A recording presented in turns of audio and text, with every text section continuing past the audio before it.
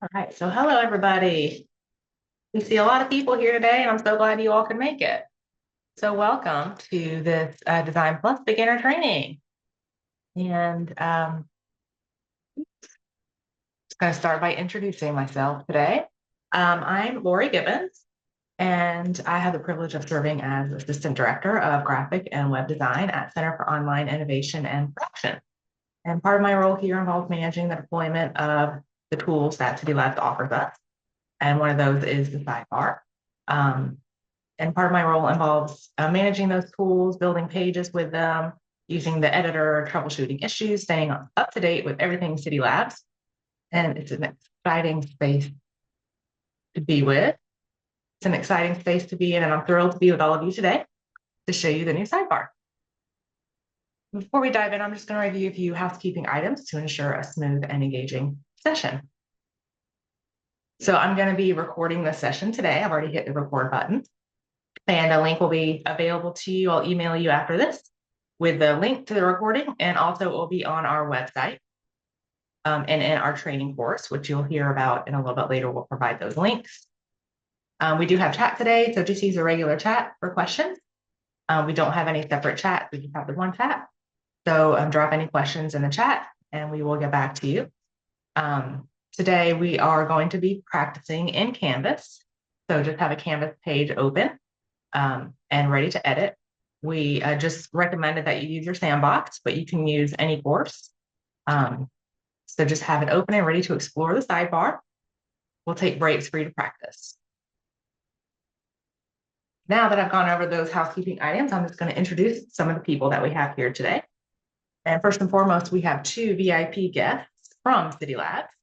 You might see Amanda from City Labs. She is going to be our trainer today, and she's leading the session and showcasing the full potential of the DesignPLUS editor to you.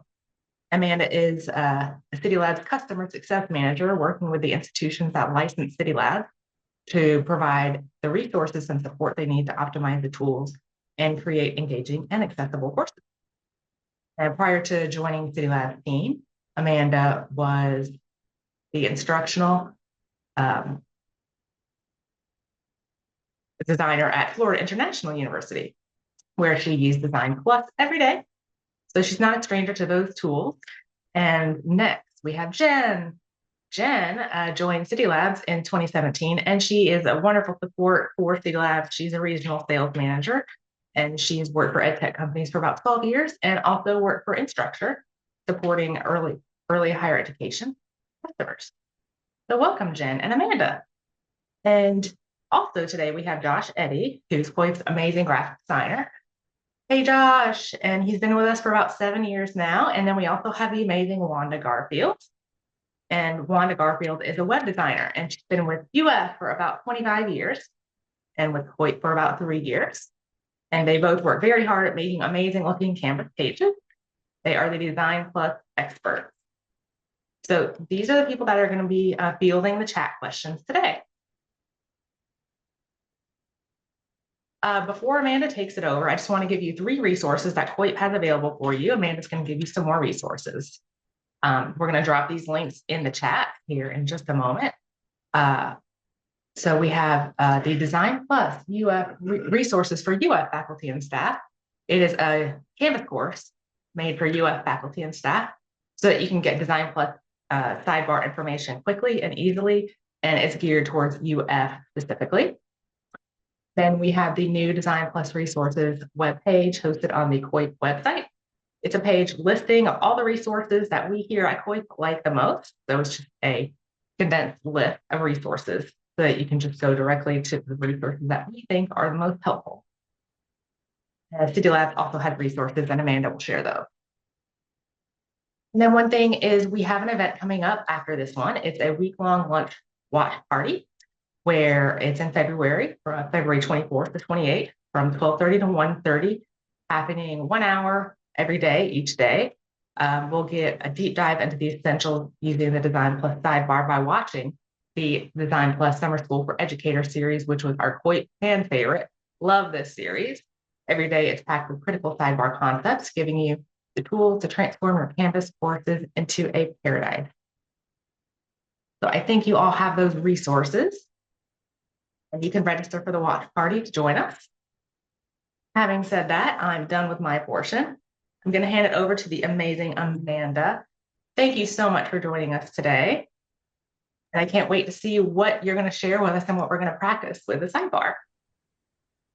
Thank you, Lori. I'm so excited to be with you all today. Thank you for taking the time to join us and to get to learn a little bit about the new sidebar. So I'm just going to be sharing my screen in a second. You might have to, in your Zoom screen, make sure that you are looking at my screen. So it'll say something like Amanda's screen. So just make sure that you've got that going. And can you all see my screen? Is everything looking good? Yep, I'm gonna take that as a yes. Um, so before we jump in, just a little bit of housekeeping. The goal for today is to give you a sort of high-level overview of the new DesignPLUS sidebar so that you can feel really confident using it. And then we've also built in some time for you to practice what I'm showing you today. And so as I finish up this sort of introduction section, please go into your Canvas account, find a course that you can work on during our time together today. If you have a sandbox, it's a really good course for you to practice. If you don't have a course that you can work on, that's also okay. You can just hang out with us and see what I'm doing. So you don't necessarily have to be following along for this session to be worth your time. But if you do follow along, it's always good to get some practice in. So we do recommend that.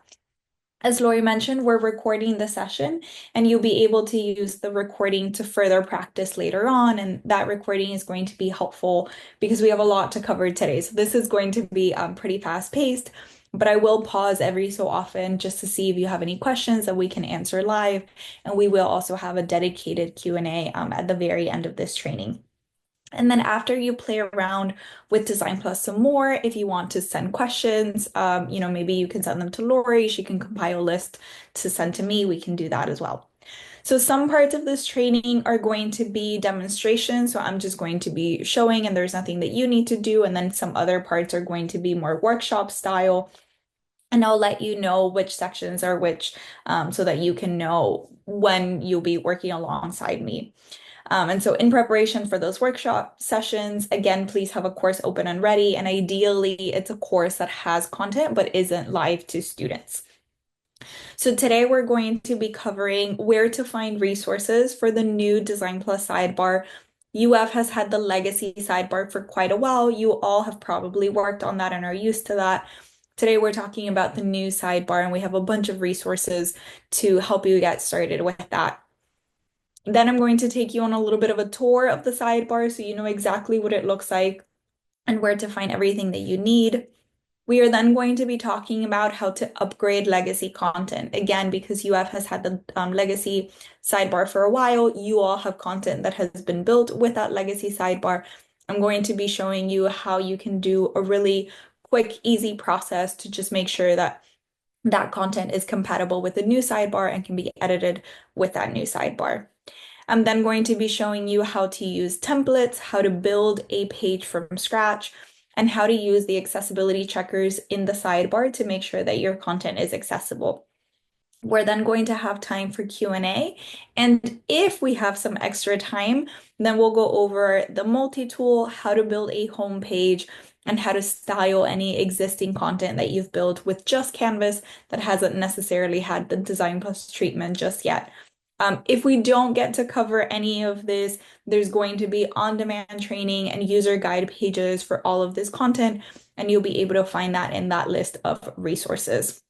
So we will just get started with resources. I will mention as I am going through this training, feel free to post your questions in the chat. And then again, I'll pause every so often just to take some questions live. But we'll start with resources. So there are a ton of training options for DesignPLUS that you can review after this meeting.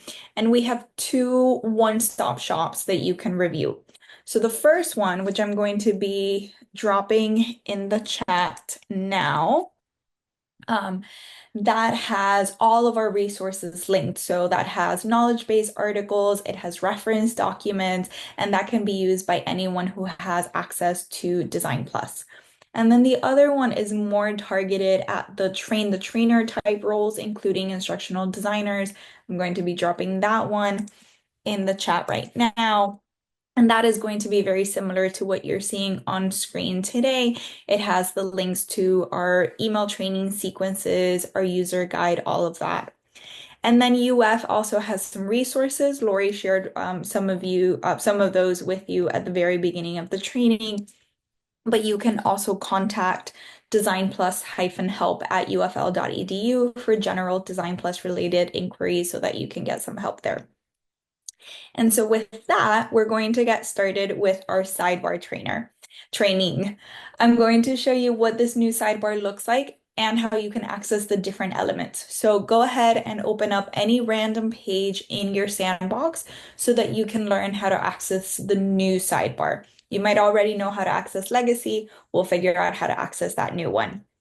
So as you are looking for that content that you can work with, I'll just let you know that the sidebar is available anywhere that the rich content editor is available. So your content pages, your assignments, your discussions, classic quiz description, syllabus announcements, all of those. And the sidebar can be launched when in edit mode in any of those areas in your course. So if you already have that page open or that assignment, whatever it may be, let's just select edit. And now there are two ways in which you can open up the sidebar. If you see this little rocket ship icon on the right-hand side, you can just select that, or you can use a keyboard shortcut to open the sidebar. And that's going to be Alt-Shift-D for Windows or Option-Shift-D for Mac. So if you use either of those shortcuts, whichever one is available for your device, or if you just select that little rocket ship icon, you're going to open up the DesignPLUS sidebar. But what you're going to see is the legacy sidebar, which is currently the default at UF. And so what we want to do now is go ahead and switch versions so that we can work with the new DesignPLUS sidebar. There are two ways in which we can do that. So we can either use a keyboard shortcut to switch versions, and that's going to be Alt-Shift-V for Windows or Option-Shift-V for Mac. So those two shortcuts are there, and I am also going to just drop them in the chat so that you have those keyboard shortcuts.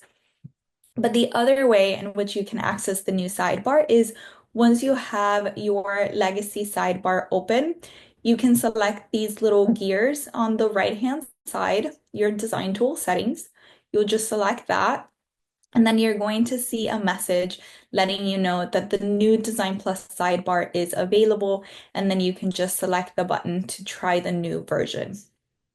So again, you will either use the keyboard shortcuts in chat, or you will go to Design Tool Settings and try the new version. So I'm going to select that, and that's going to ask me to reload my page. So I am just going to reload. And now when I open up the sidebar, I'm going to have access to the new DesignPLUS sidebar. So again, if you have any questions, if at any point you get stuck, just add it to the chat. But I'm just going to assume that we all are seeing the new and shiny sidebar. So we're going to tour the sidebar now. You don't need to be clicking on the things that I'm clicking. So for right now, just sort of look at what this looks like and where every helpful thing is.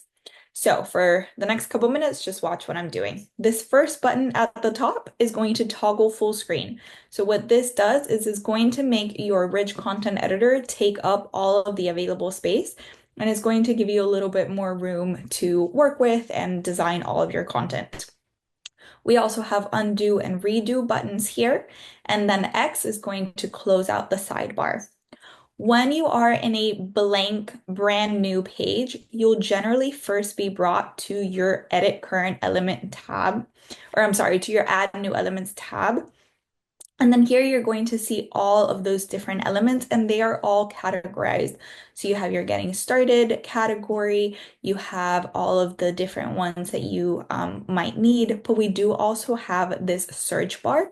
Since most of you have experience with the legacy sidebar, you probably already know what the elements of the DesignPLUS sidebar are, so you'll be able to just search for exactly what you need. Although we do have a bunch of new elements, so you'll still want to browse through the categories just to see everything that's new. We have different display options for these, so we can sort them either by category or alphabetically, A through Z or Z through A.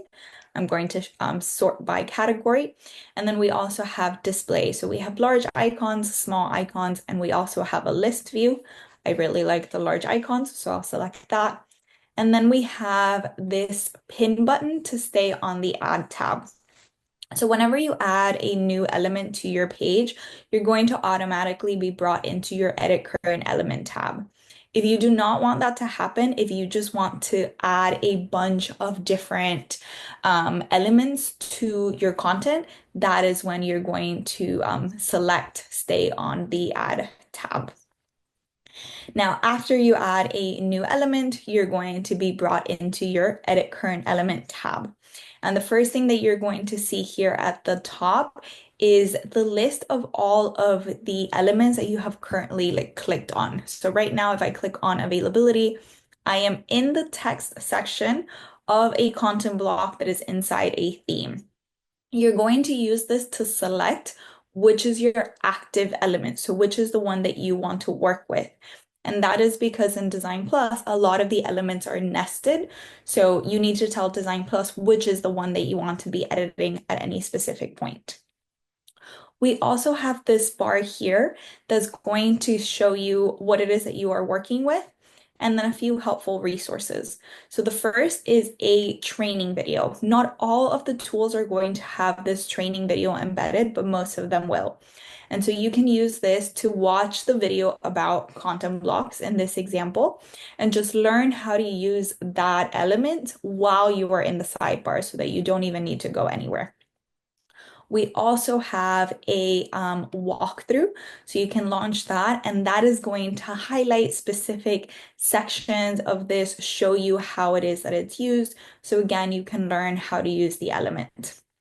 You can add a tool to your favorites to make it really easy for you to access later if you know that this is something that you're going to be using a lot and you don't want to search through the categories. And then we can also select this info to go straight to our user guide so that we can see a little bit more information about that specific tool. Before you continue, Jen, Amanda, there's a couple people asking about the training video icon. This one? Some people aren't seeing that. So it might be because you are on an element that doesn't have a training video. So if you are on a content block, you should see it. But for example, the text tool doesn't have a video. So not all of the tools have a training video. Got it. Themes, for example, does not have one. Content blocks does, though. Okay. Thank you. Yeah. Oh, sorry, but so Amanda, our training blocks don't have the video. So we're kind of copying along, myself and a couple other people in the chat, and we have the exact same thing that you have on your screen with a content block, but it doesn't have that training video. And someone put a screenshot of what what we see Yeah. in that chat. So it has the walkthrough, the star, has the info button, but nothing related to a training video there. That is very interesting. So we're going to send an email to support about it. Yep, I'm on Because, it. yeah, thank you, Jen. Yep, Because absolutely. you should, and it's very strange that it's happening to your account. So we just need to make sure that, you have all of your permissions and everything. So all of you who are not seeing that video for the content block, maybe we can just gather everyone's emails, sent to support and send them a list of users that doesn't have access to that. I will show you another way to get to the training videos from the sidebar though. So this isn't the only way to get to those. Alrighty. So your tools are also going to have these extra panels. All of your elements are going to have this content panel as well as a style panel.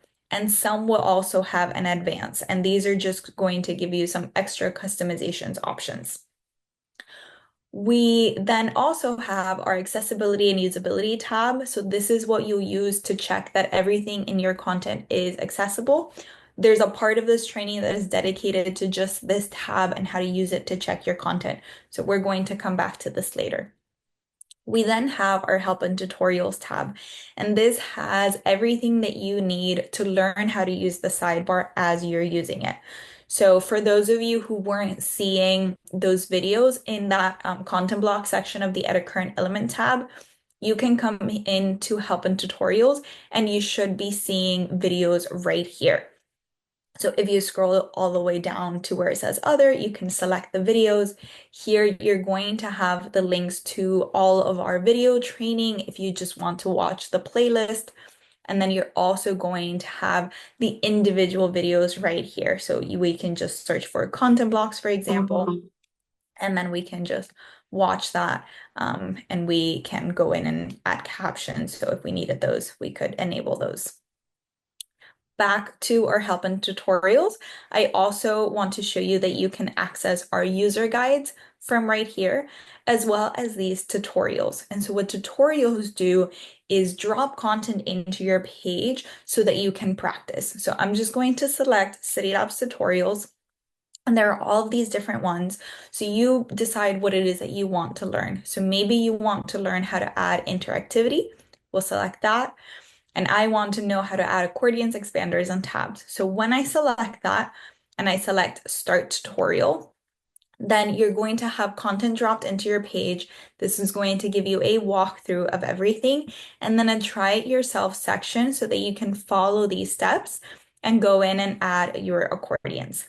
Even if you forget to remove the tutorials from your content, they're not going to be visible on the saved page. So you could even try this on a course that is live to students, and your students are not going to see that tutorial content. But after you're done with a tutorial, you can just select to remove it from your content. Now, some of you may be seeing this Advanced Tools tab. These advanced tools are not on by default. I'm going to show you how to enable them. But if you decide to enable them, you're just going to have some extra customizations options like your style editor if you want to add background colors to a block, for example. And then right here we have our more options menu. And we're going to go into our user settings. So this is something that I do want you to do with me. Go into that more options menu and select user settings so that I can help you configure some things. So we're going to go to user settings. And here, something that you can do is switch to the legacy sidebar if you ever needed to, but why would you? Because the new sidebar is so much cooler. So just kind of ignore that that's there. We also have the ability to automatically launch the sidebar.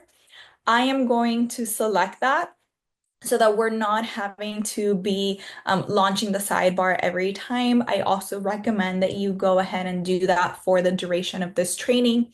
After this training is done, if you don't want to automatically launch the sidebar, that's completely fine. You can just disable it, but just so that things move a little bit quicker in the training, I do recommend that you do that now.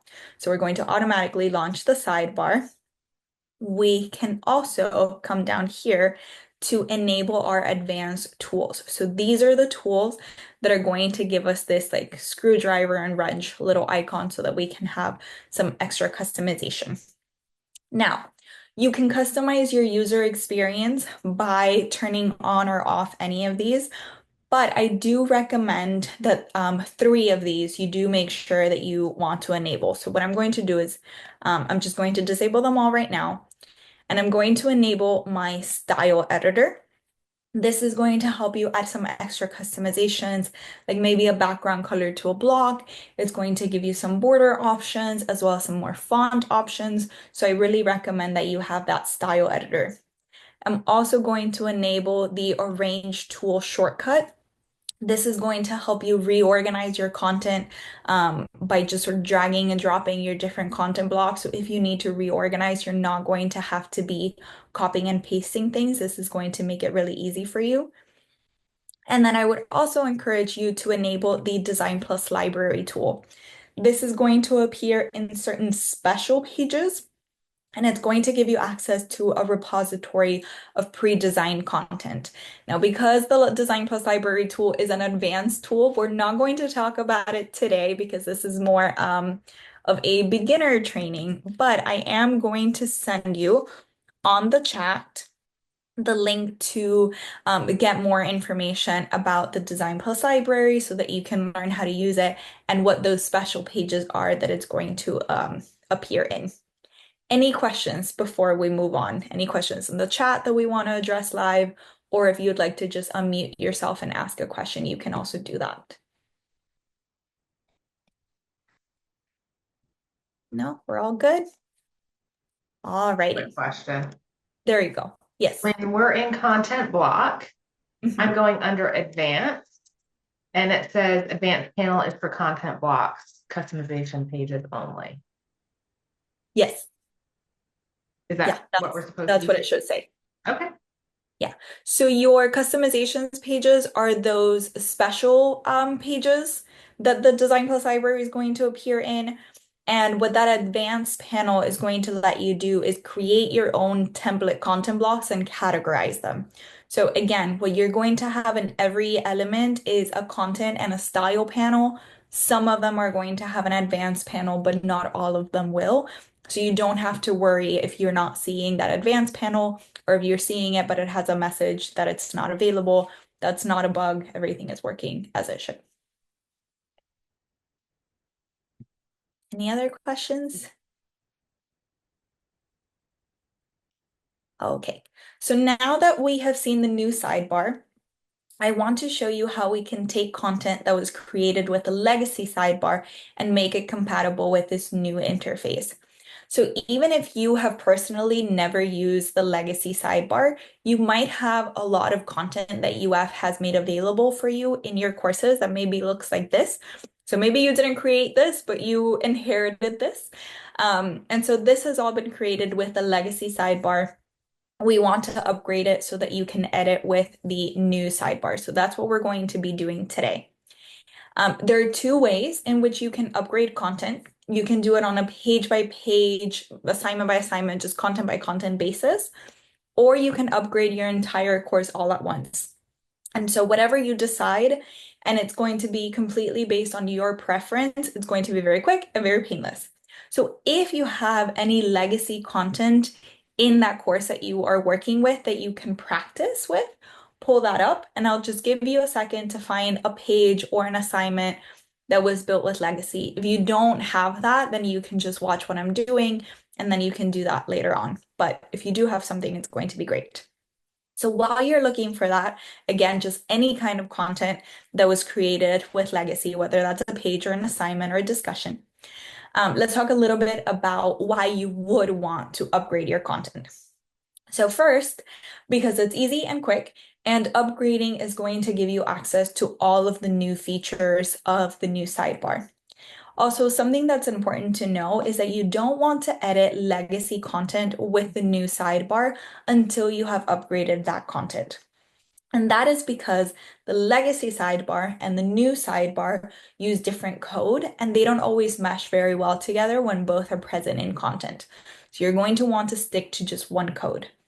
What the upgrade process does is that in the background, it is translating legacy code into new sidebar code so that you can use the new features and not run into any issues.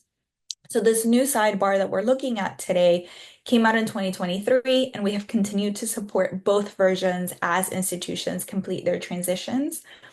But beginning in, that support is just sort of ending in December 2025. And so that means that beginning January 1st of 2026, our developers are only going to be supporting the new code and keeping that up to date. So you want to upgrade all of your content so that it uses that new code that is going to be continued to be supported. And that way you're not going to have to worry about content maybe breaking in the future after some sort of update. So as I mentioned, you can upgrade on a content by content basis or the entire course at once. If you have a chunk of time to dedicating to upgrading everything in your course, then that's wonderful.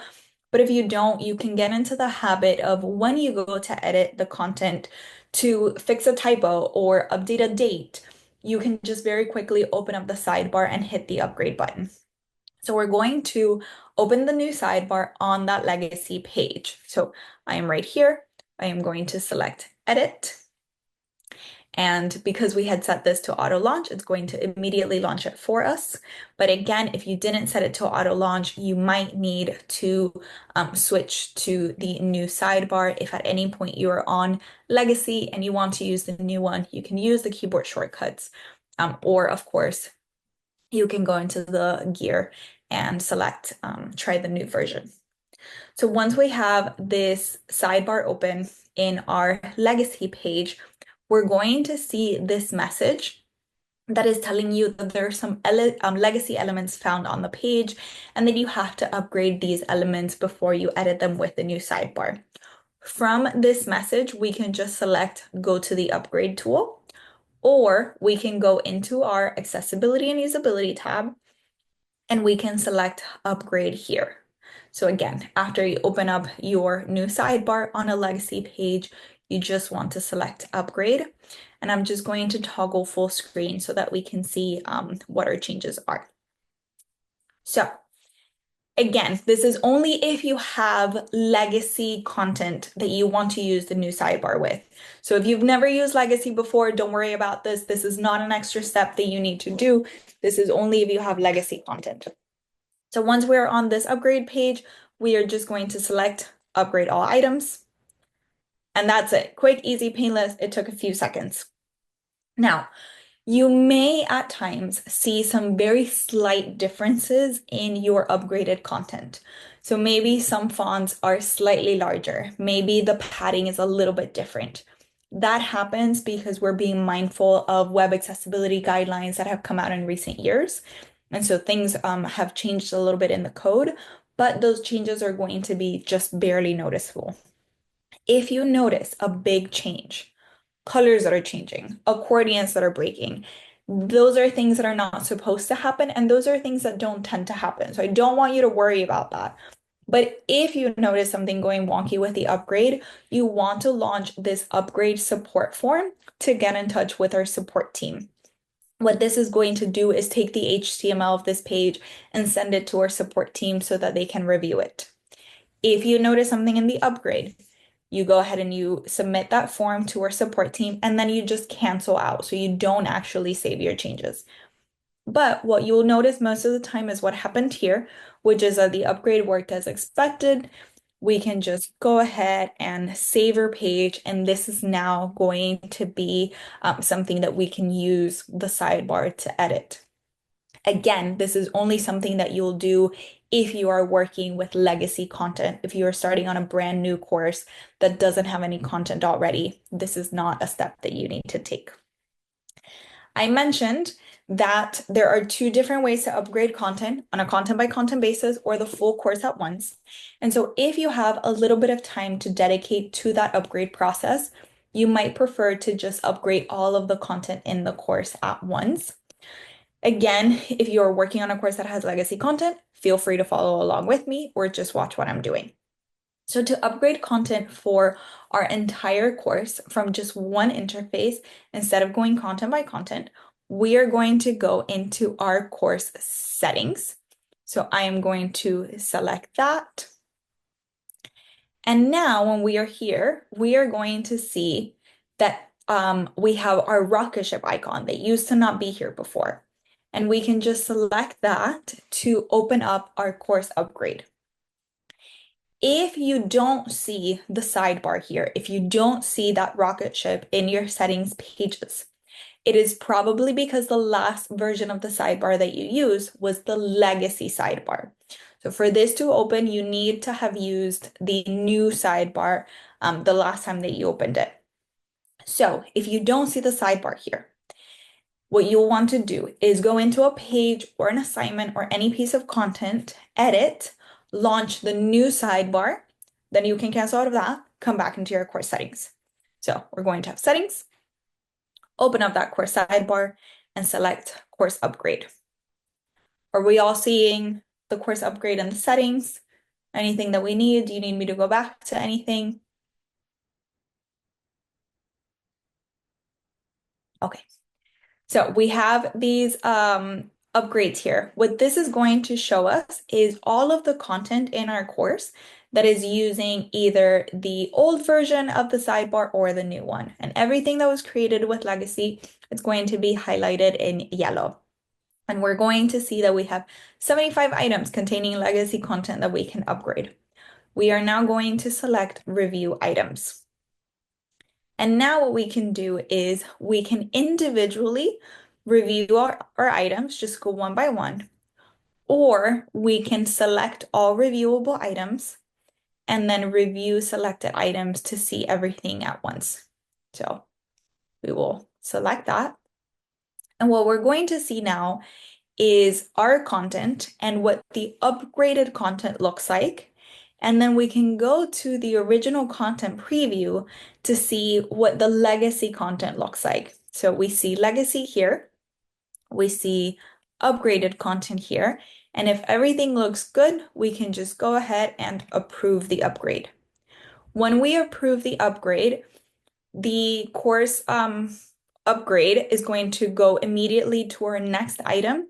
If for whatever reason you don't want that to happen, you're just going to unselect continue to next item after approval. But you can just get into the habit of seeing, okay, this is my original content. This is what it looks like. This looks good. I'm going to approve it. If at any point you are seeing this and like maybe you notice a typo or something, you can just go in and edit in a new tab and go in and make whatever edits are necessary before coming back here. Or if when you are seeing this, you are noticing something off, then you can report a problem here. So the same way in which you can launch that upgrade form in your page when you're upgrading content by content, you can also report a problem here that's going to send a message to our support team. And then you report a problem and you just don't approve that upgrade. At any point, you can just go back to the list to see if there's anything that you need to review. And that is how you upgrade content. So again, very quick, very easy, very painless. And you only have to do this if you have legacy content. Again, if you're working on a brand new course, this isn't necessary. Any questions before we move on? No. How long do we have to upgrade, Amanda? So we are going to be supporting this legacy sidebar until December of 2025. So you have until the end of the year to upgrade content. However, if you have a course that you know for a fact you are never going to teach again, if you don't want to upgrade that content, that's fine. But get into the habit because it's so quick to just go in and upgrade your content so that you can use that new sidebar. Again, you don't want to be editing legacy content with the new sidebar. So it's just easier to upgrade everything so that whenever you have to make an edit, you can just do that with the new sidebar. Yes, and if you in December you haven't upgraded or anything on like a really old course, you can still upgrade Correct. for December. Yeah. Yeah, so the upgrade tool isn't going anywhere, so you don't have to worry about that. And if you don't upgrade, your students can still see the page just fine, just as if nothing had ever happened. Yes. Yeah. So nothing is going to self-destruct or disappear January 1st, 2026. Hey, Amanda, this is Jen. I think I've got a solution for the tutorials camera icon not showing up. Our support team thinks it might be that they need to select the beta features, turn on the beta features in their user settings. And it looks like that's an issue that we're also going to push a fix for in our next release. So if you want to walk them through how to turn on the beta features. Yep, we'll do that. All right, so in any page that you are working on, you're going to select Edit to launch the sidebar. Now that we've got the new sidebar visible, we're going to go into our More Options / Kebab menu, so those three little dots, select that, and we're going to go into our user settings. And then here we're going to scroll all the way down and we are going to enable our beta tools. So you can just do that and let me know, or let me see. So if I disable my beta tools, correct, that's it. That was exactly the issue. Yep. All right, so you'll just go into enable your beta tools. And then in the next sprint, you said it's just going to be available to everyone. Correct. And it looks like we're pushing a release today. So our support team is going to try to get a fix in for the release today. So hopefully if that goes out, you won't have to go through this little exercise. But if you want to be able to see the video icon today, that's how you would enable it. What enabling beta tools does is that whenever we are about to launch a new element, we usually push it out into beta 4 weeks before we release it so that anybody who's very excited about it can start using it and trying it out in its beta form. And so those elements that are in beta will have a little banner, a little green banner that will say beta, so you'll know which are those beta tools. So that's what you'll do again. You're going to go into more options, user settings, scroll down, and you will check enable beta tools and you'll have it there. Wonderful. So we have seen what the new sidebar looks like. We have seen how we can upgrade content if we have any legacy content. Now we're going to see how we can start creating content with the new sidebar. We recognize that getting started with the new sidebar can feel a little overwhelming, especially if you've been using legacy for a while. And so I'm going to show you how you can create content from scratch with this new version of the sidebar. But an even easier way to get started is by using templates. Templates are a really good starting point because all of the essentials are there, they're pre-designed, and you only need to personalize them. And UF has created some templates for you that you can really easily import through the sidebar. And so we'll see how we can do that. This is also a workshop style section. So feel free to follow along. Just open up some content, a page, a discussion, a syllabus, whatever it is in that course that you are working on. And so whenever you have that content available, we are just going to edit that page to launch the sidebar. And we do not need to be on a brand new page. We can certainly add templates to existing content. If you want to start from a blank page, you can do that. When you go to add a new page, Canvas may ask you whether you want to create a block editor page or a rich content editor page. You want a rich content editor RCE page. And then again, you'll just launch the sidebar and you may need to use keyboard shortcuts if this is the first section that you are following along for. So those are right here on screen. I am going to toggle full screen so that we can see everything a little bit better.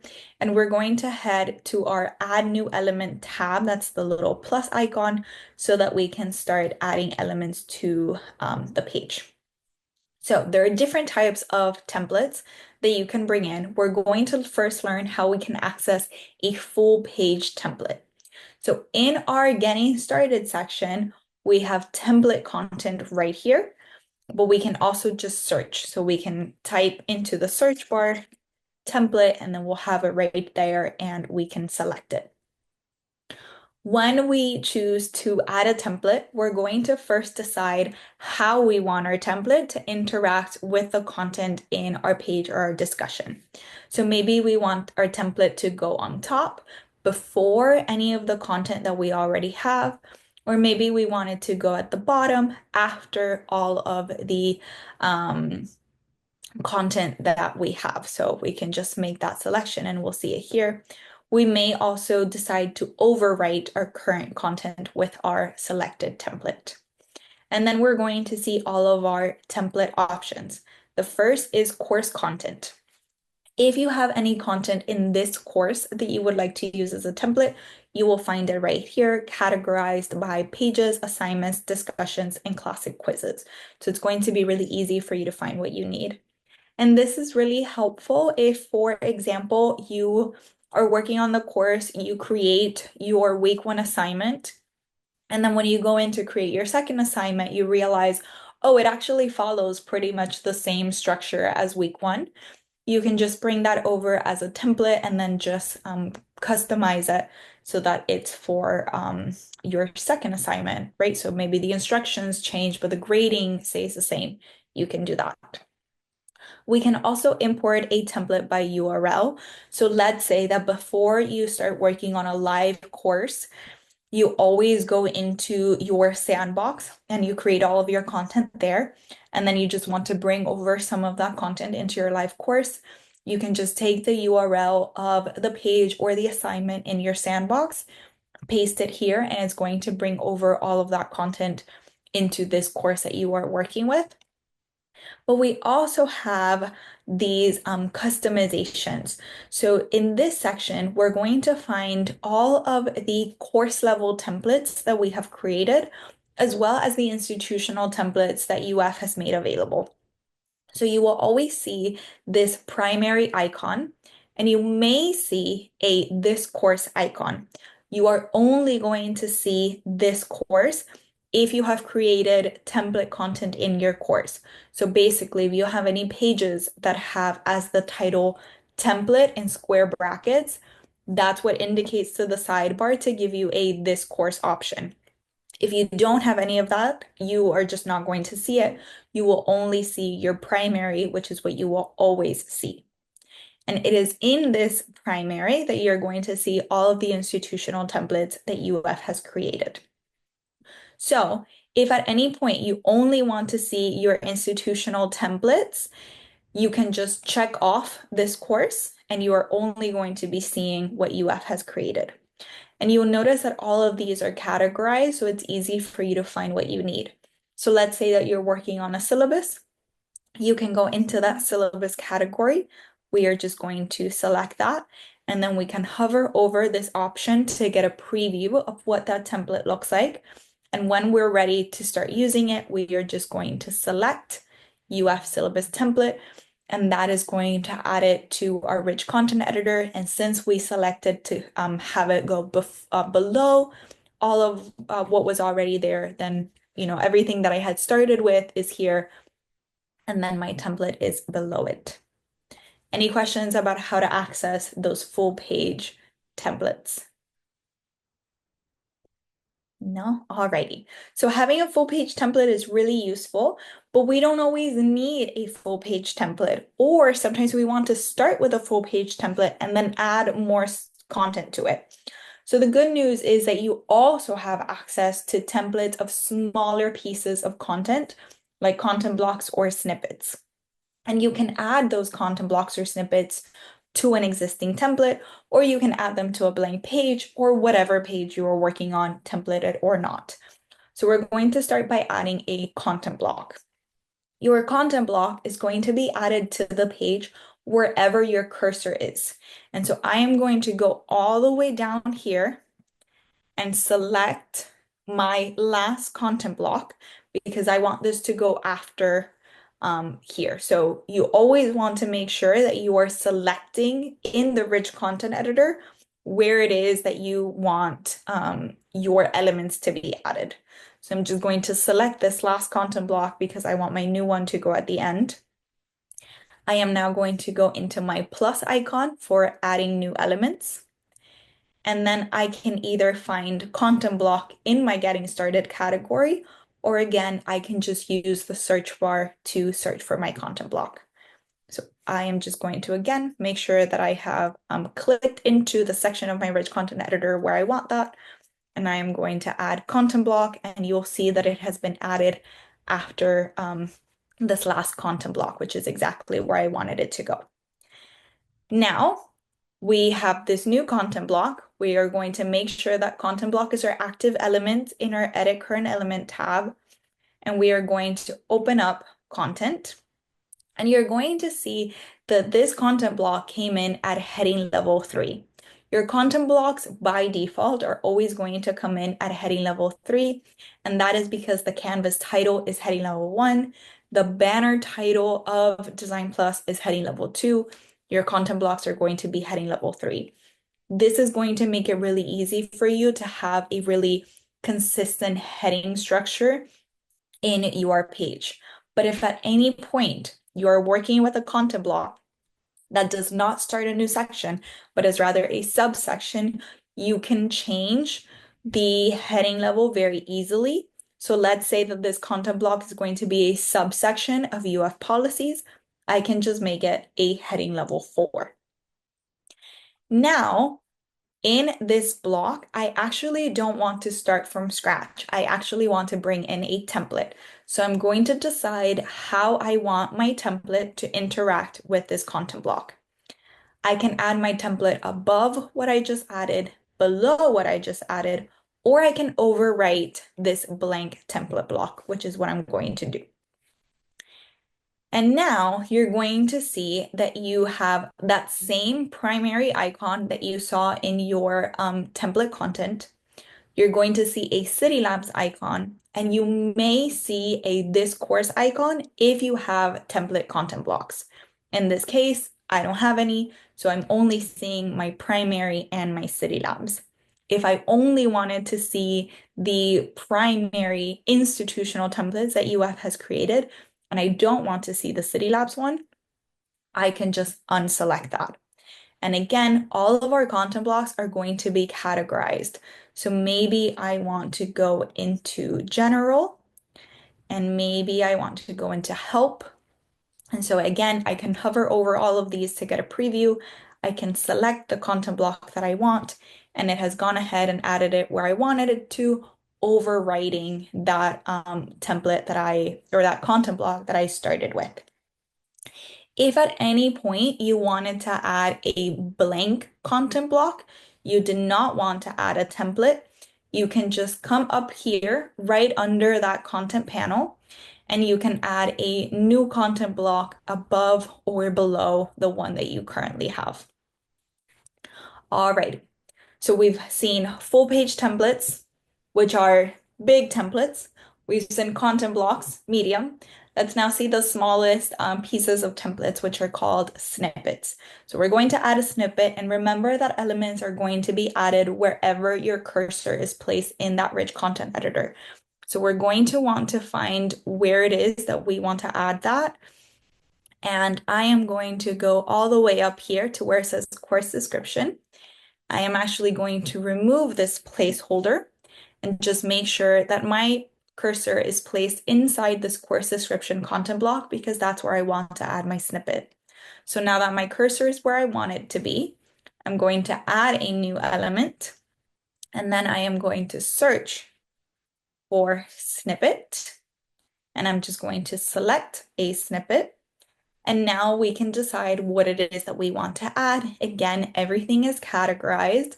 I am just now in my institutional template, and I can hover over all of these to see what exactly it is that I want to add. And so I want to add this content left, video right. So I'm going to select that, and it has been dropped into my template. So I started with this template, and then I customized it to fit my needs by adding new content blocks and by adding new templates. New snippets.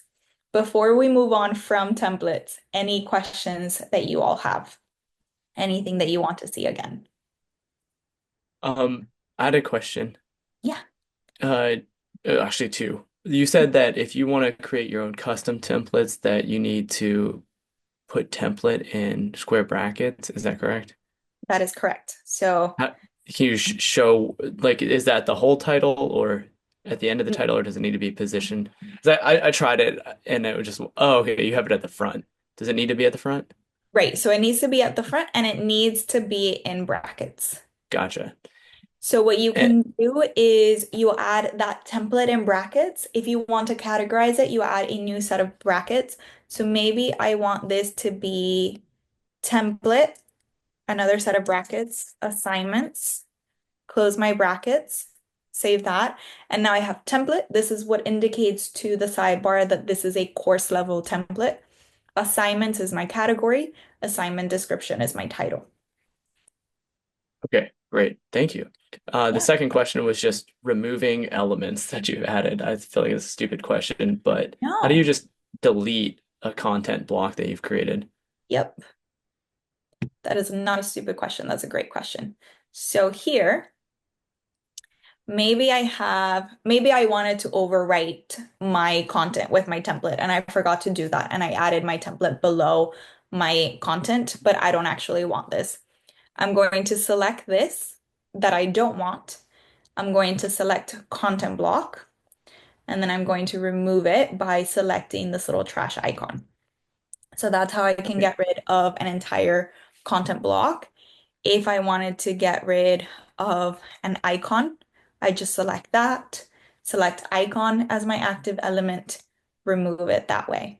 So you just want to make sure that you are selecting here as active what it is that you want to remove. So maybe your content block, and then you just come down here to the little trash icon so that you can get rid of that. Okay. Thank you. Yeah, my pleasure. Great question.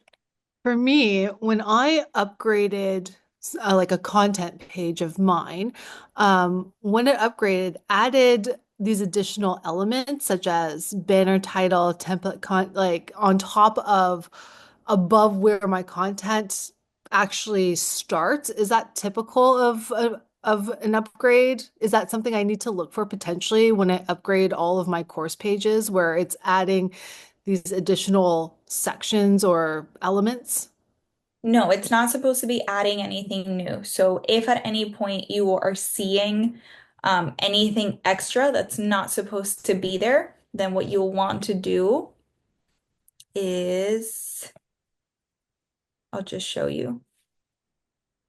So if you're in your course upgrade and you're reviewing items, Mhm. want to report a problem. So you see Okay. how here my original content and my upgraded content look pretty much the same. Mhm. That's what you're supposed to be seeing. If you are not seeing pretty much the same, if you're seeing extra stuff, go ahead and report a problem. Okay, thank you. Yeah. Most of the time, that's because there's something extra in your HTML that just needs to be removed. So it's a pretty easy fix. Our support team just tells you go into the HTML, find this line, and just remove that. And it's easy enough. Yeah. And Brooke just said, I reported a problem and got an email not even 5 minutes later. Fantastic turnaround time. That's true. Our support team is amazing and they'll help you out really, really fast. I somehow missed how you had that little button at the top that you were like report, and I don't see that on mine. So are you working on content by content upgrade or full course upgrade? Okay, I guess I went back to the page that I had done just to launch the upgrade tool that Yeah, so the it's just flat going to section look one a that has little bit different. Okay. Let me show you what that's going to look like. So we're going to select edit, open up that sidebar. We're going to go to the upgrade tool. Mhm. And here you're going to Yeah, find okay. upgrade support form. Perfect. Thanks. Yeah, my pleasure. Okay, so we're now going to create just a basic Canvas page that you can use as a module overview or a lesson or whatever you need. This is also going to be a workshop section, so feel free to follow along. We're going to get started by opening up a brand new page in our course, a page that doesn't have any content in it already. If you wanted to do this on a page that already has content, that's fine too. But let's start with a new page. And if when you go to add a new page in Canvas, the sidebar doesn't immediately open up, that happens sometimes when you create a new page before Canvas finishes loading. So if you create a new page and you're not seeing the sidebar, just save the page and then select edit and try again, and the sidebar will open that way. So I'm on a page, I am going to select edit. I am going to have my sidebar open up because I had asked it to automatically launch. And again, I'm just going to toggle full screen so that I have a little bit more space. I really love this toggle full screen option. So I am going to get rid of what I currently have, disappears, and I'm going to go into my Add New Elements tab. Now, when you are working with a brand new page, you're starting completely from scratch, it's always a good idea to start with a theme. And even if you already have content that you just want to style, Having a theme is always going to be really helpful because that's what's going to determine what everything looks like. So I can either search for themes or I'll find it right here in my getting started section of adding new elements. So I'm going to select a theme, and that is going to immediately drop some content into my page. So we are working with a basic sort of content page. I have only added a banner title. If I needed to, I could also add a banner image and I could add a link grid. These are elements that are really popular for home pages, but that aren't necessarily used a lot when you're just creating content pages. So we're just going to remove our link grid and we're going to remove our banner image as well. And we're just going to keep our banner title. If we come down to style, we have all of the different themes that we know and love, and we can just hover over all of them to get a preview until we find the one that we like. You'll notice that we can also search for a theme. So if you know that you love flat sections, as I do, you can just search for flat sections and then select that.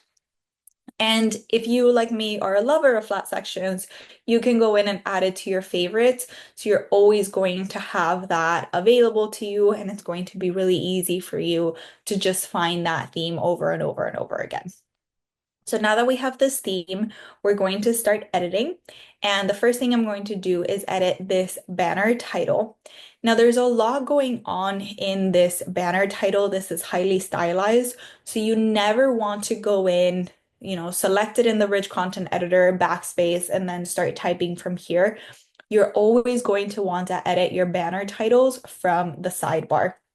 So the way that we are going to do that is just select banner title right from the sidebar, or we can even have it right up here as our active element. So there are two different ways in which you can get to it. From this bar here or under content in your theme, just select banner title. And then here we are going to just go in and add what this is. So I'm going to make this a literature course. I'm going to do LIT. I'm going to do 4903. The title is going to be module overview. The subtitle is going to be Caribbean literature. And then we can add a description. So in this module, you will blah, blah, blah.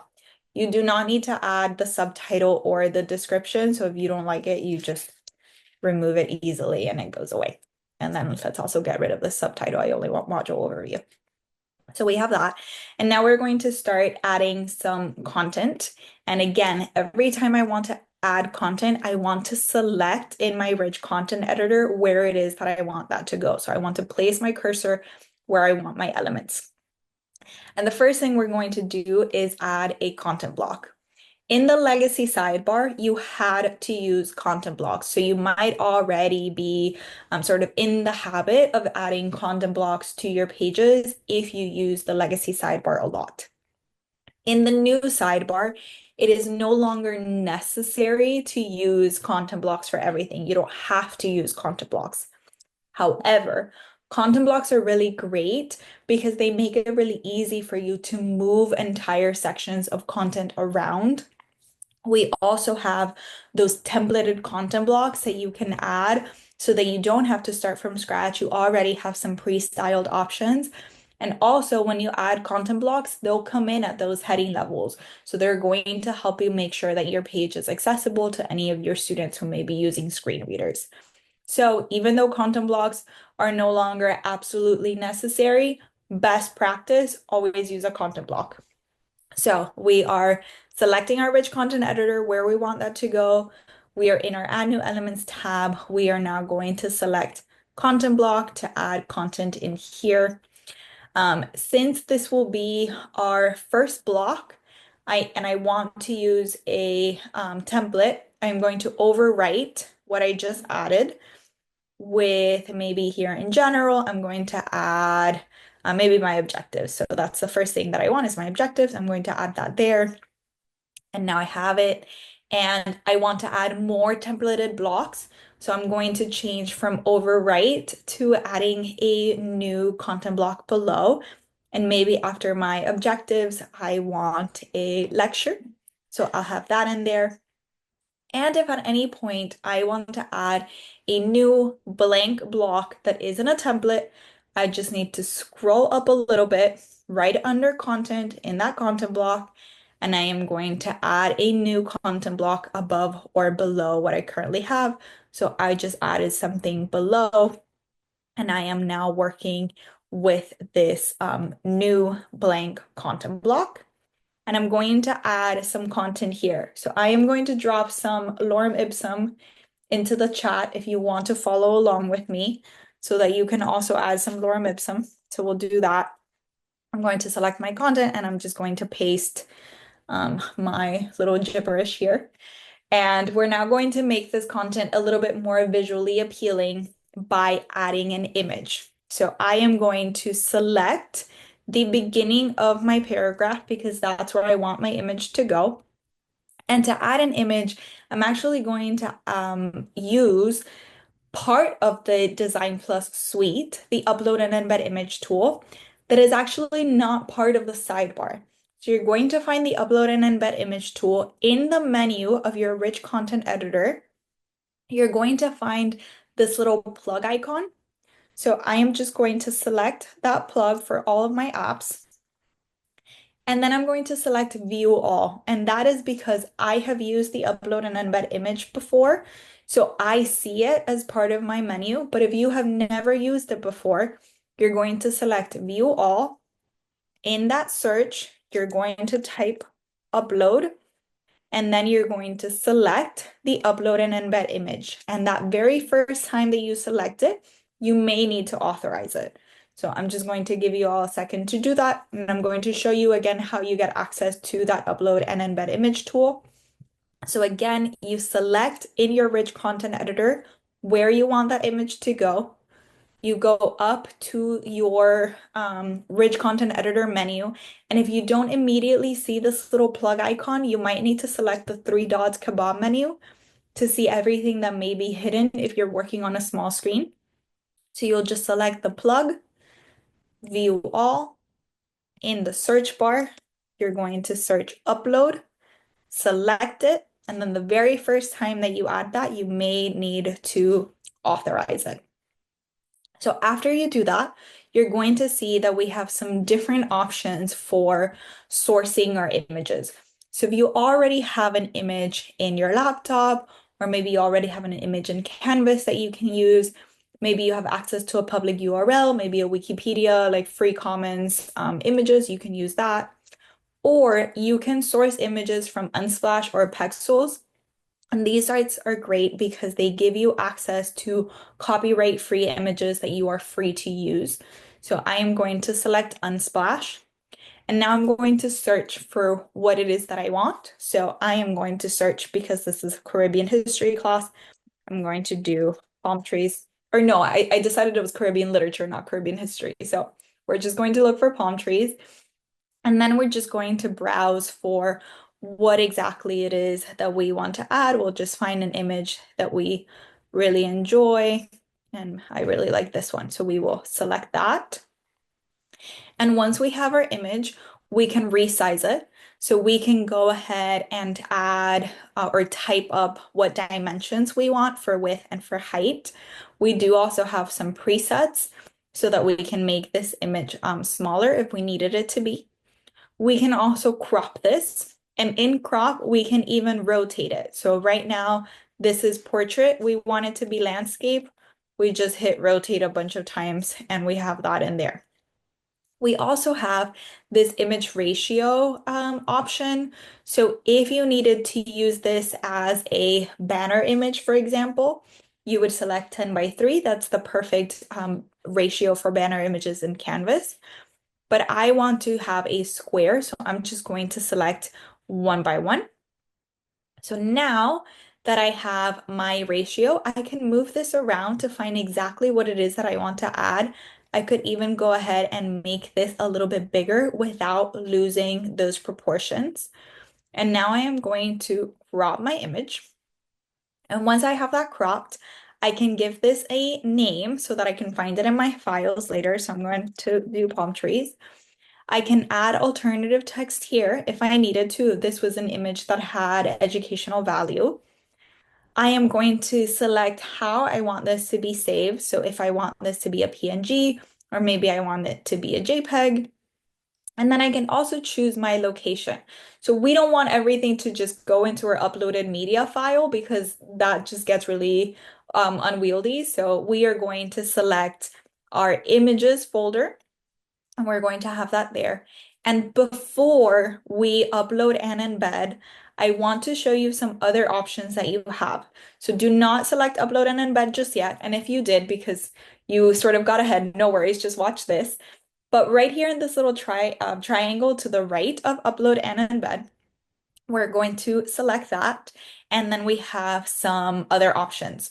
So maybe we want to save this as a course image. What this is going to do is save it as the card that shows up in your dashboard when you're seeing all of your courses. It won't actually upload it to this page. It's just going to save it as a course card. We can also upload it to Canvas only. So maybe we're just trying to source a bunch of different images. We're not necessarily going to be using them in this page. We just need them to be in Canvas. We can upload to Canvas only and not add them to this page. Or we can download the image if we want a local copy in our laptop. But in this case, we do just want to upload it and embed. So I'm just going to select that. And it's going to add it to my course where I place my cursor. Now this is actually huge. So we're going to select it and we're going to make it much smaller. So we're just going to resize it. Not that, whoopsies, not that small. So we're going to go a little bit bigger. And now I just have this right here. So I'm just going to select it. And I'm going to make sure that image is the active element in my sidebar. So I'm going to have that right here. And right under where it says change image, if we needed to change it to a different palm tree, we could do that. Right here, we also have our alt text field. So we can just mark this as decorative because this is something that doesn't actually have any educational value. We just want this to look pretty. So we're going to mark it as decorative. If we needed to add a caption, we could do that as well. If we wanted to add a link to this, then we could do that. But then, of course, we would not want this to be decorative. We would add as our alternative text, navigate to home or whatever it may be. And then right here under our style panel, and if you're not seeing all of these options, you may just need to expand your style panel. But right here, we can float our image so that it is more in line with the rest of the text. We can set our image as a pop-up so that later on when we save this page, our students can select it and have it become much larger so it's easier for them to see. And then we can also give this a border. So maybe I want to make this round. So there we go. And now I've made a bunch of different changes to this so that it just looks a little bit nicer. Now my page is a little bit more engaging. It has some more visual elements. So now what we're going to do is you will notice that our objectives and our lectures have these little icons. And this new content block doesn't have anything. So I am going to add, I don't know, instructional materials, whatever it may be, and making sure that text is my active element in my sidebar. I am going to select icon picker because I want to add an icon to this content block. So I'm just going to select icon. And then here I can either browse through a bunch of different categories or I can search for something that we want to add. So maybe I want binoculars. We'll do that, select it, and that is now adding our icon to our content block so that everything looks the same. We have some really consistent styling. So now that we have all of that, maybe we have decided that instructional materials should actually go before lectures. Maybe it doesn't make sense that lectures is before. So what we're going to do is selecting into our content block that we want to move. We're going to go set content block as our active tab or our active element.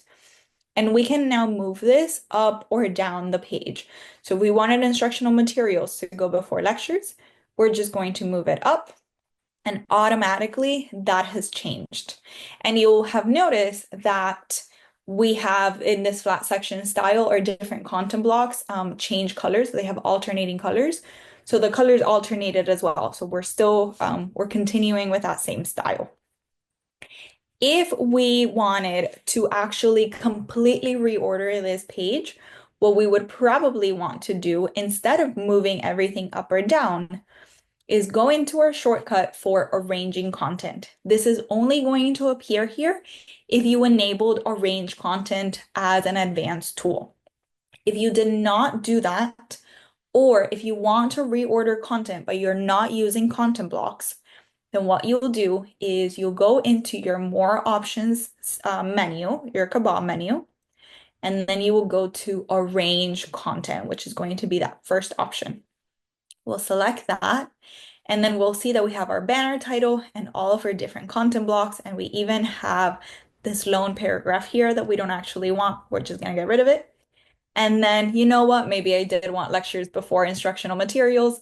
So I am just going to drag and drop that to reorder on my page. So it's very easy for you when you are using a bunch of different content blocks to just reorder all of your content. The other thing that you can do now is preview your content so that you can see what your students are going to be experiencing if they're accessing this from a phone, for example. So there are two ways in which you can get to preview content. You can go into your accessibility and usability tab, and you can preview content here. Or in your kebab menu for more options, you can go in and preview content. The first thing that you can do is remove the DesignPLUS outlines so that you can see what this looks like without those marks that these are all content blocks, for example. And you can also select preview content and select a different size for a screen. So this small one is a phone. So we'll select that, and then we'll see what our students will be seeing. And all of the content in DesignPLUS is mobile friendly, and it's all just going to stack. I've exited full screen because I want to save this and show you what that pop-up feature looks like. So now when this is saved, this image is selectable. And when I select it, that's just going to become a lot larger. If you have any really complicated graphs that you really need your students to see really well, then you would just use that pop-up feature so that your students can see that. Any questions about creating a basic page? Yes, how did you add color to the banner? So this banner is automatically going to take your branding colors. So this is always going to be your UF colors. You'll notice that this is blue and orange, but there are other themes that are going to be different. So flat sections 2 is going to be blue and white. So you're going to have those options. If you wanted to change the banner title to something that was not this white and blue, then you would select your advanced tab. You would go into the style editor, and then you would just go into colors and select what it is that you wanted to edit. So maybe I want this whole header to be a different color. I'm going to go into my background, and maybe I want this to be a little bit lighter. You can do that. DesignPLUS is not actually going to allow you to have something that's really inaccessible. So certain changes will not be applied. You always want to make sure that your WCAG ratios are good. But for the most part, you'll want to be sticking to your institutional colors just to create some sense of consistency for students across courses. Well, I created it, but no color popped up. It's still white. I didn't see the color. That's why I was asking. I didn't see how I didn't see how the color. And did you pick a theme here? I went with flat. The flat sections? Yeah, but I didn't see anything. Okay. Okay, so then let's send an email to our support team to see what's going on there. Because if you select one of these themes, you Okay, should it be just popped up again. Okay, so I did get it now. Okay, nice. Mhm. Yeah, maybe it was just taking a little bit to load. Okay, so that is how you can create a really basic page. There's obviously a lot more that you can put on a page. So we have cards, that's a relatively recent feature that's really fun. We have background images that you can have. So maybe if you wanted your banner to have, so instead of having your banner title and then the image, maybe you wanted to superimpose your text on top of your image, you could do that. That can also be super fun. If you want to add columns so that things are side by side, I really recommend that you check out our library for all of those different ideas, as well as some of our previous recorded webinars. We showcase examples in those too. So links to both the library and the webinars are in the one-stop shop page that I shared with you at the beginning. And let me just send that again so that you have it. One moment, please. Yeah. So we're keeping the legacy themes, or we're not using legacy at all? Because it says legacy themes. So it's legacy themes because they are the themes that were created for legacy that you are used to, but they are with the new sidebar code. Okay. Yes. UF could customize your own themes. You could also customize your own themes at the course level. That is very advanced. So if you needed that, there's information on how to do that in the user guide as well as in our actually, you'll learn how to do that probably in the watch party in February. One of the videos is going over the more advanced tools. So if you wanted to create some new themes, you could do that. But legacy themes is just so that you know that they're the same themes that you've always loved. It's just with new sidebar code. Okay, thank you. Yeah. Any other questions? Just a question on how you added the content blocks that already were templates, like with the icons at the top. I know you did that, but I kind of missed. Yeah, so we are just going to select in our page where it is that we want that content to go. So maybe I want this to go after my objectives. So I'm going to select my objectives. I'm going to add a new element, and then I can either search for content blocks in the search bar, or in my getting started, I'm going to have content blocks in there. I'm going to select that, make sure that, there we go, that content block is my active element. And then if I wanted to just have a blank content block, I could use this. If I wanted to have a templated block, what I could do is overwrite this current template with any of my existing ones. And you'll find all of these here categorized. So maybe I can open up my cards and maybe I want one of these because these are cool. So I can just select that, drop it into my content. Okay, cool. And what was the one that you picked though for with just a little icon at the top? The one Like that the was check. so you can have a blank one on top of what you already have. Or if you wanted something a little bit more simple, maybe we add above one of these general ones that is maybe just the readings or practice. You can just select that. Got it.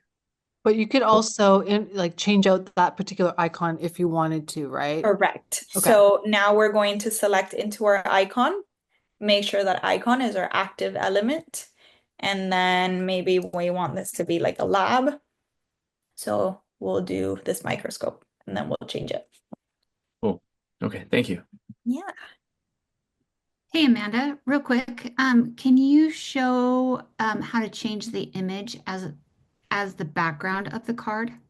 Sure. So right here, we're just going to select this card. And then you'll see that we have our background here. And currently we want this to be an image. If we wanted this to be color, we would just do that and then just, select a color. Or maybe we wanted to select an overlay. Maybe we wanted this to be red or whatever it may be. So we could make our different changes here.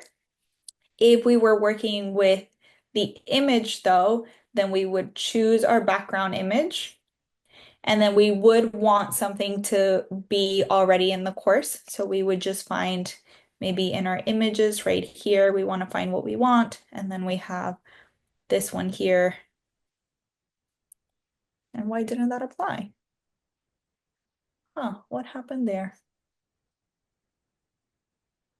So we are in our image. We are choosing our background image. And I want that one. Huh.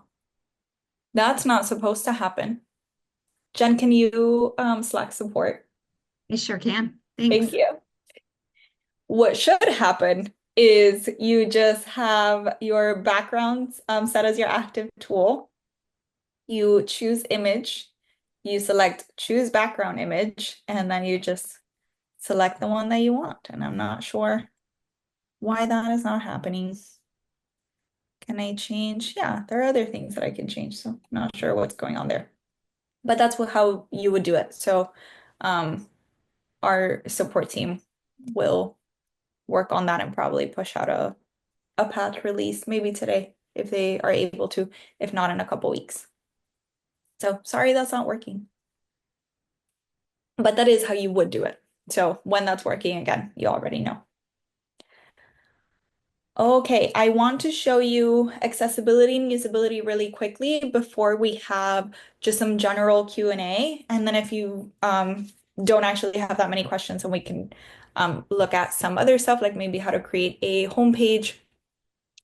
But I want to show you our accessibility and usability checkers. So this is not going to be workshop. I'm just going to show you, oops, not that one. I'm getting ahead of myself. I'm just going to show you what the accessibility and usability checkers look like. So whenever you are in content that has accessibility or usability issues, in the sidebar, you're going to see these extra icons in your accessibility and usability tab. So you are just going to select that to start reviewing everything that could be impacting your students. So we'll start with the contrast checker. Whenever there isn't enough contrast between foreground and background, the contrast checker is going to give you this slider so that you can lighten or darken the color until it meets the appropriate contrast ratio. So if I only make this a tiny bit darker, but I'm still failing WCAG guidelines, DesignPLUS won't actually apply that fix. So it is only once I pass that I can apply my change. And then we can go ahead and move to reviewing our other issues. Heading checker, this is my favorite accessibility and usability, or sorry, accessibility feature. My favorite usability one is another one that I'll show you now. But for accessibility, this heading checker is going to give you a visual of what the heading structure of this content looks like. So headings organize your content and they should be properly nested so that students can navigate that content effectively. It's super duper important that headings follow a logical structure and that no heading levels are skipped. And so in here, whenever you have headings that aren't following a logical structure, they're going to be highlighted in red and you're going to know this is out of order because you went from a heading level 2 to a heading level 4. You can now use these arrows to make this the appropriate heading level 3. So you can just use the arrows to make sure that everything is working the way it should. Whenever you have really large text that is just a paragraph, it's not a heading, but it's much larger than the text around it, DesignPLUS will ask you, should this be a heading? Kind of feels like it should be. So if it should be, you can just, again, use the arrows to make it into a heading. If you just wanted that to be a little bit larger, then you can just go ahead and dismiss that. Next, we have our image alt checker. So this is going to take all of the images that are in this content. It's going to preview them for you so that you can see all of their images with their alternative text. And anything that either doesn't have alternative text and hasn't been marked as decorative, or is maybe using a placeholder, so just image as alternative text, or maybe it has the file name as alternative text, that's going to be highlighted for you so that you know that there's an issue and you can go ahead and maybe mark this as decorative or type up the appropriate alternative text. For links, if you have anything that is not descriptive, so just something that says here, DesignPLUS will also highlight that for you. So it's going to highlight all of your links, but you're going to see in red all of the ones that are not descriptive. So we can use the pencil icon to go in and add chapter 1, for example, because that's going to be more descriptive. All of these are working links. So if you have no idea what this link is because the hyperlink is not descriptive, you can just select it and go see what that link is taking students to so that you can write your descriptive hyperlink text. We also have a math checker. So if you have created any equations with the native Canvas equation editor, you will have your alt text field here so that you can write your alternative text. But also for math equations, DesignPLUS will actually suggest some alternative text for you so that way you have something to get started and you can just use the alternative text as suggested, or you can go in and add something different if you want to edit from here. This is only for math equations. So for scientific equations, that alt text is not going to be super duper accurate, but it's still going to be a good starting point.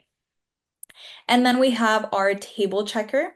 You can show the table in the editor to know exactly what it is that you are working with. And then here, if this doesn't have any headers, you can choose column headers or row headers. You can even add a table caption, so you have that right there, and you can make sure that your tables are accessible.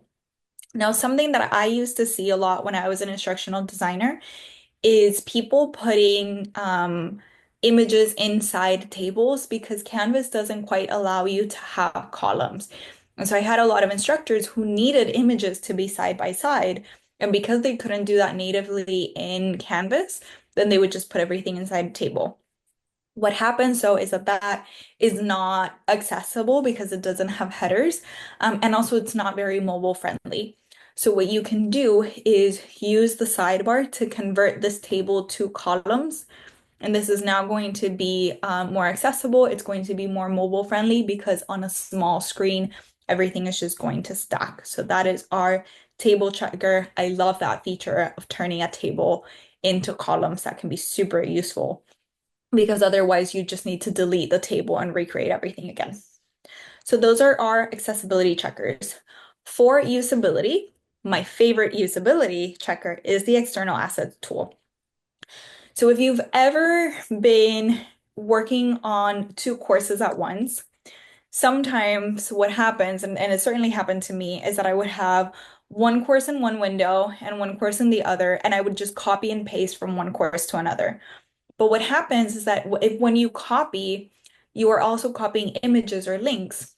When you paste them into the new course, those links and those images are still living in the other course. And because you have access to both, you can see everything just fine. But then students aren't able to see those images, they're not able to click on those links. So what DesignPLUS does is it lets you know, hey, you have all of these images that are living in a different course and that aren't actually in this course that your students have access to. So your students are not going to see them. You can select import and update to bring that image over, automatically update the link, and that way your students are going to be able to see all of those images. And so that is going to be for any external files. For any external links, DesignPLUS will show them to you so that you can make sure that those links are working, make sure that you are validating all of those links. And then your other usability tools are to preview content, which we've seen so that you can see them on a smaller screen. You can upgrade if you are working on legacy content. If you don't have any legacy content, you can just forget about this. And then you also have the style iframes feature so that if you have a bunch of embedded content into your course, you can edit all of those iframes from just one place. So those are the accessibility features of the sidebar, but you do also have access to two other accessibility tools from City Labs, and those are Tidy Up and You Do It. So Tidy Up, what this does is it identifies any unused content and any unused files in your course, and it gives you a really easy way to remove them so that you're not spending time remediating content that is never going to see the light of day, that students are never going to touch. And then You Do It is going to scan your entire course content, alert you about accessibility issues. It's going to educate you about accessibility issues, as well as give you an interface to remediate all of those. And so on screen, you have the QR codes to sign up for both Tidy Up and You Do It training. It's going to come straight into your inbox, their email training sequences. And I am also going to drop those in the chat in case you are interested. And so with 15 minutes to go, do you have any questions about anything that I have shown you today? The accessibility checkers, the templates, creating a basic page, upgrading legacy content, any of that? Hey, Amanda, there is a question in the chat. Mhm. Can you show how to change the text color using the color picker in the style editor? Yes. So All I'm right, gonna go excellent. to, Thank you. oops, not build a home page, build a page. So I'm going to edit here, open up my sidebar, toggle full screen, and then I am just going to select any text that we have. So let me get some water. There we go. So I'm going to select any text that we have as our active tool. And then because I enabled my style editor, I have this shortcut right here. So I can just select style editor here, or I could go through my advanced tools, but I'm just going to do that here. And now I just want to make sure that I am working with the appropriate element. So in this case, it's my heading level 3 because that is this objective's title. And then I am going to under colors, and you might have to expand this if you haven't already. So under colors, right here, my first option is to edit my background. My second option is to edit my text. So I am going to select that text, and then I can just type up my hex code. I can also use my my slider to edit that text color. So you'll see that I can't actually go too light because then I start failing. So I'm going to want to keep it here. But I can also select some of my colors from my content. So maybe I want this blue. Maybe I already have some recent colors, so you can do that as well. So that's how you can edit the colors. But also something very cool, if you go into text, you can also change the font. You can change your text color here as well. So you can just go and let's do Lexant. I'm a fan of Lexant. So we'll just have it. There we go. And we'll select Lexant. And why didn't that happen? Oh, we're running into issues today. Well, let's see if we can do it with a paragraph. There we go. Lexan worked. So you're able to change your font as well. Always on live training, you always run into technical issues. Always. Thank you. I may not be pronouncing your name correctly, but Ilreng, if you have additional questions on that, please throw them in the chat and we'll try to answer them as best we can. Questions? Additional questions? Can you show us how to, I think it might be a content block where you have the videos and then you'll put the description and the transcript and things like that, but there's like 3 videos for the lecture. Is it in the Yeah, that's one of the content blocks. So I'm just going to select here because maybe I want this to overwrite this practice content block. So I'm going to select that. I'm going to my add new elements tab. I'm going to select a content block. Or sorry, because that added a new one. So I'm just going to undo that. Since I already have one, I'm just going to go into my edit current element tab and I'm going to select content block and then I'm going to overwrite this one that I am working on. So again, because I already have a content block on the page, I'm just going to be on my edit current element tab, making sure that content block is my active element. And then I'm going to unselect my city labs because I only want to see my primary. And I am just going to hover over all of these different ones. So here in this lecture, I have my lecture title with my transcript. I have my activities, my resources. So I have all of these. I think the one that you are referring to is actually a snippet. So lecture? then instead of using that content block, we are going to add a snippet. So that's why the hover option is really good because you can preview everything. And if that's not what you're looking for, you just move on to something else. So we'll select a snippet right here. And then here is where we are seeing, there it is. So that is your placeholder. Yes, yes. Your- That's what I was looking for. Okay. Yep. And you also have one that is 2/3. So instead of being half, you have a 2/3. You have this one as well. So I'm just going to pick the half. And there it is. And then you can just select into here, go into image, and just change your image to something else. Or you can, of course, just remove that and then add something new, either by adding an image through the sidebar and then changing it here, or you can use that upload and embed image tool. You could also add a video.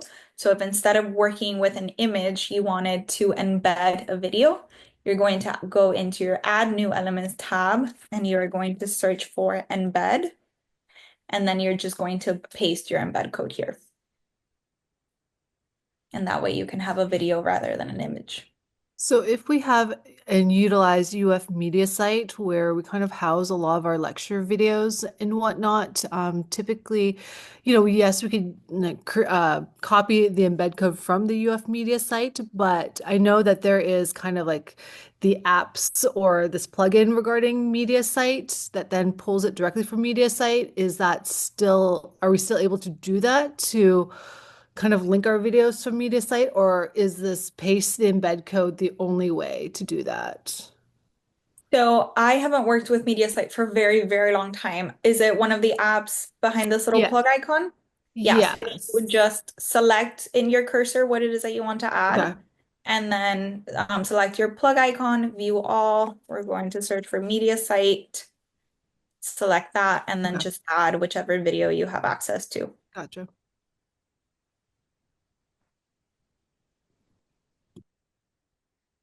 I mean, how did you get to the search bar for snippet again?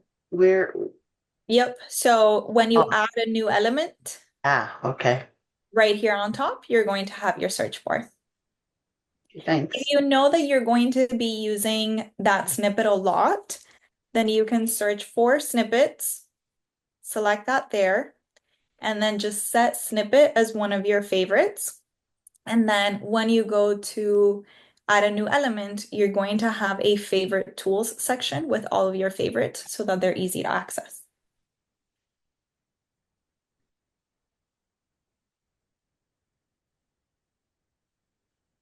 Any other questions?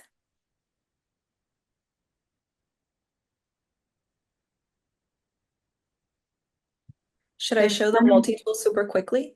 Yeah, there's none in chat, so Yeah, let's do that. So, okay, with 9 minutes, I'm gonna have to be super fast. So another part of the DesignPLUS suite. So DesignPLUS is the sidebar, the upload and embed image tool, which you've seen both of those during this training. And then we also have the multi-tool. And the multi-tool is probably going to be hidden behind your settings. So if you don't find it right here in your course menu, multi-tool, you want to go into settings, go into navigation, and then just find the multi-tool and make sure that you drag it to the top here, which is where all of your enabled tools live. Then we are going to select multi-tool. And we can start now building out templates and scaffolding our module structure. So the first thing we're going to do is select Template Builder. And I already have a bunch of existing templates, but I can also add new ones. And I don't need to title them. So you'll see that none of these are titled, but I can just write module overview and then create a template that is just my module overview. And why is this happening? Is it my cookies? It's my cookies and my cache. So if you ever see that something that you are adding here isn't being added to your list of existing templates, what you need to do is clear your cookies and your cache, and then, things should be fine. I don't have time to do that. But basically, the way that you would now do this is you would select any one of these, and because I have cookies, it's not going to happen. But you would select any one of these, create your template that way. And then you would go into your module builder, and this is what happened. It wasn't authorized So now when I come back here, perfect. So if you haven't authorized it or you have cookies issues, then you're going to have some issues. But now you see that that module overview that I just attempted to add appeared. So we're going to select that there. And I already had one. So we're just going to create this, do whatever it is that we need to do here. Make sure to save it. We do not need to publish it. And then back in the multi-tool, we can go into our module builder. And we're already going to see all of our existing modules. And if there's anything that we needed to edit, we could do that. So maybe this is a 15-week, not a 16-week course. We can choose to delete the module, but keep all the individual elements, or we can delete the module and all of the contents to just get rid of everything. So we can do that very easily.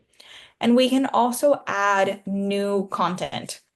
So maybe this is not a 15-week course. Maybe now this is a 16-week course. Maybe it's an 18-week course. So I want to add 3 more modules. I'm going to have my module prefix be week. I want 3 more. And I want to start at number 16 because I already have 15 modules. I'm now going to add a page that is using my module overview template. I'm now going to add maybe a discussion, and maybe I want to use my week 1 discussion as a template. It's going to be worth 5 points, display a grade as points, and maybe I also want a classic quiz. And when I have my module pattern set, I can now go in and generate my module list. And the multi-tool is going to create all of that for me. And I can just add my modules to my course. And all of them will already have that basic structure that I have, plus those prefixes that I set. And I can just add modules to my course. So if you were starting completely from scratch and you needed to create 16 weeks worth of content, you would just come into the multi-tool and ask for that to create 16 modules for you really quickly. And that's going to save you a ton of time. You're not going to have to go into your modules and duplicating a bunch of content. You can just do it once from the multi-tool. And then the other thing that you can do from the multi-tool, I'm just going to give that a second to finish up, is you can go here to your due dates and modify all of those. So if you wanted to set blackout dates, because for example, you don't want anything due on weekends, you set Sunday and Saturday as blackout dates. Maybe there's a holiday coming up. Let's say that the 27th is a holiday. We'll set that. And then when you come to add due dates for content, you're not going to see any of those blackout dates. You can also set default time. So maybe you want everything due at 6:30 p.m. You can do that. And you can do bulk updates. So if you were moving from a spring semester to a fall semester, you're no longer accounting for spring break. You can make things due 7 days earlier, for example. So that's the multi-tool. In the resources page that I sent you, there's a video solely dedicated to the multi-tool so that you can see that in more depth and not so quickly. But that's the multi-tool, and it can be a really big time-saving piece. Can we use this multi-tool to update current course modules, quizzes, etc.? So if you can use it to edit any of the due dates for those, and then you can also come in, expand anything that you already have, and you can remove content. So you can remove it from your modules, or you can delete it from your course just completely. And then you can also open that up so that you can make edits to it. So you're not going to be able to like bulk apply a template to all of these pages, if that was your question. But you are going to be able to make edits from here. And you can change titles, for example, as well as points for assignments and discussions. Any questions? No, we did pretty well on time. We have 2 minutes to spare. Lori, any kind of wrap up that you would like to share? Oh, not that I can think of, but I really appreciate you for going through this training with us. It was very helpful. I even learned a few things. Yay. We do have that on-demand training series for you to learn everything that I couldn't get through today. So, for example, how to create a home page so that you can have link grids and module lists as well. You have that watch party coming up in February. That is going to be a series of 5 trainings that go really in depth. And so that's also going to be really helpful. But yeah, if there's nothing else, thank you for having me. It's been wonderful to spend this time with you to share a little bit of the new Design Plus sidebar with you. I hope that you enjoy it and that you get to create some really cool content with it.